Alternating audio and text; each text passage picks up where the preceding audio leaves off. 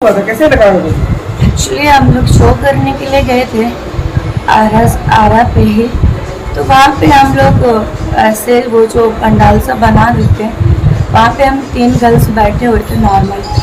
पहले से वो लोग फायरिंग कर रहे थे, हवा फायरिंग।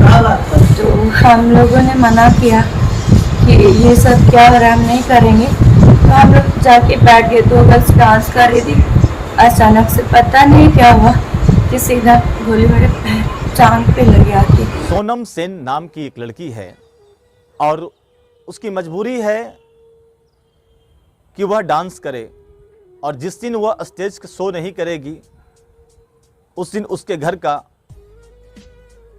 चूल्हा नहीं जलेगा। ऐसी एक कहानी है, एक लड़की की कहानी है जिसका नाम है सोनम सेन। मूलतः वह हरियाणा की रहने वाली है, लेकिन बिहार में आकर वो स्टेज शो करने आई हुई थी ताकि स्टेज शो कर अपने परिवार का पालन पोषण कर सके, अपने माता पिता को चला सके। गरीबी की स्थिति थी जिसको लेकर वो दूसरे राज्य में भी स्टेज शो करने जाती थी। लेकिन अब क्या हुआ कि वह कहती है कि नमक रोटी खाएंगे, बिहार नहीं जाएंगे। नमस्कार, मेरा नाम चंदन भारती है और हर रोज की तरह एक कहानी लेकर मैं आ रहा हूं। आजकल जो एपिसोड मेरा चल रहा है जिसमें खास तौर पर सच्ची कहानी, सच्ची वारदात पर हमारी कहानी होती है। कोई काल्पनिक नहीं, सारे कहानी का जो किरदार होता है ऑथेंटिक होता है। इसी क्रम में सोनम सेन नामक एक लड़की की मैं आज कहानी लेकर आया हूं। मुझे उम्मीद नहीं बल्कि बेहद उम्मीद है कि आपको बेहद पसंद आएगा यह कहानी, और जो लोग इस कहानी से सीखना चाहेंगे उसको आप सीख भी सकते हैं। यह कहानी है बिहार का, हरियाणा की एक लड़की है जिसका नाम है सोनम सेन। बहुत ही उम्मीद के साथ में बिहार में आई थी कि यहाँ स्टेज शो करेंगे, स्टेज शो बहुत ज़्यादा होता है, डांस करेंगे, कुछ पैसा कमाएंगे और अपने घर को और भी खूबसूरत बनाएंगे। इसी सपने को लेकर बिहार आई थी। मैं आपको बता दूं कि बिहार में पूरे भारत में सबसे ज़्यादा orchestra, stage show, dance programme होता है, यह रिकॉर्ड है पूरे हिंदुस्तान का। इसी को लेकर बंगाल, उत्तर प्रदेश, हरियाणा, पंजाब, दिल्ली, हर जगह के लोग आते हैं। खास करके लड़कियां यहाँ आती है, स्टेज शो करती हैं। कुछ एजेंट के माध्यम से वहाँ से भेजे जाते हैं, कुछ बिहार के एजेंट होते हैं जो लेकर आते हैं। इसी क्रम में 9 जून को एक लड़की पटना के अस्पताल में भर्ती होती है, उसे गोली लग जाता है। और मैं बता दूं कि वही लड़की है जो हरियाणा से सपना लेकर चली थी कि बिहार में जाकर कुछ पैसा कमा लेंगे। लेकिन बिहार में कोइलवर एक जगह है, कोइलवर के एक गांव में शादी का कार्यक्रम था। शादी के कार्यक्रम में महफिल सजी थी। महफिल को खूबसूरत बनाने के लिए सोनम सेन भी उस महफिल की हिस्सा थी। ऑर्केस्ट्रा के डांसर के तौर पर वह ऑर्केस्ट्रा का कार्यक्रम कर रही थी, जिसके बीच में ही उसे गोली लगी।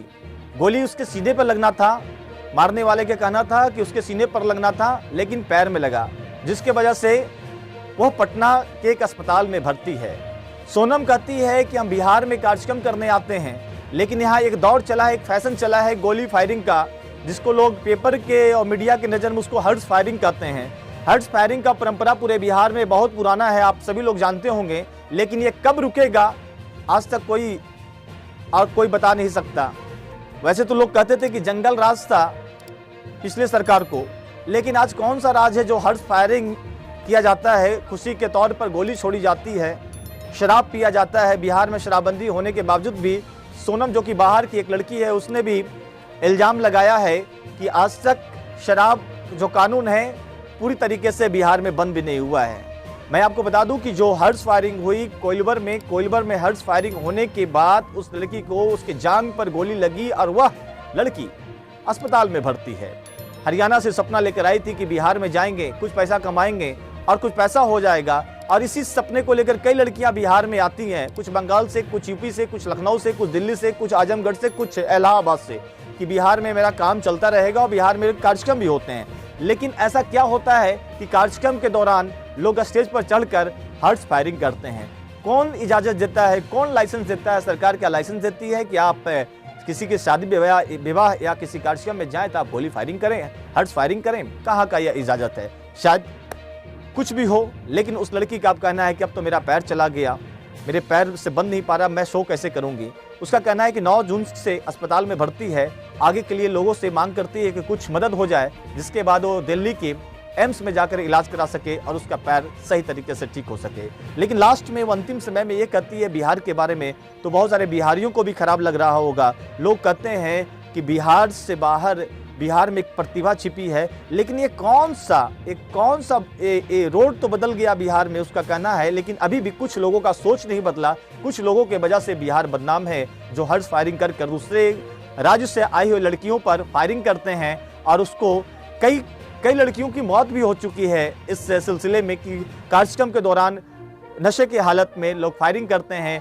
कभी ऐसा फायरिंग होता है जो सीधे तौर पर डांसर्स को लगता है, किसी कलाकार को लगता है, और उसके ऑन द स्पॉट मौत भी हो जाती है।